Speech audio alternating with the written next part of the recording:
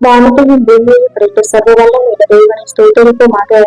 இந்த ஆகஸ்ட் 27 முழுவதும் கண்ணன்மணி போல நம்மை பாதுகாத்து வந்த தேவனுக்கு நன்றி செலுத்துவோமா?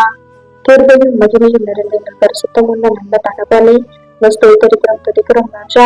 இரவு நேரத்துடன் நம்மை நோக்கி பார்க்கக்கூடிய கிருபை கொடுத்ததற்காக நன்றி தகவலை. அப்ப இந்த நாளிலும் உங்களுக்கு பிரியமில்லாத காரியங்களை செய்து உடைய இருதயத்தை துக்கப்படுத்துவதற்காக எங்களது தயவாய் மன்னியும் ஆண்டவரே. உங்களுக்கு பிரியமான பிள்ளையை வாழ உதவி செய்யுங்கப்பா. இந்த நாளிலும் எங்கள் தேவைகள் எல்லாவற்றையும் சந்தித்து நாங்கள் சொர்ந்து போகாதபடி இந்த வார்த்தை கொண்டு எங்களை குணப்படுத்துவதற்காக நன்றி தகப்பனே. ஆண்டவரே, இந்த நாளிலும் நாங்க யாரையாவது மன்னிக்காம இருந்திருந்தால் நீங்க எங்களை மன்னிச்சிருங்க. ஒருவருக்கொருவர் தயவாயும் மன உருக்கமாயும் இருந்து கிறிஸ்துவுக்குள் தேவன் உங்களுக்கு மன்னித்தது போல நீங்களும் ஒருவருக்கொருவர் மன்னிங்கள்னு சொல்லியிருக்கீங்களா ஆண்டவரே.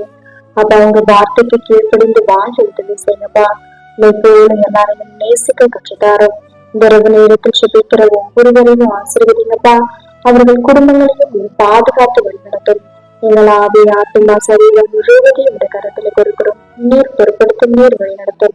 இயேசு கிறிஸ்துவின் இனிய நாமத்தில் ஜெபிக்கிறோம் ஜீவனுள்ள நல்ல பிதாவே. ஆமென்.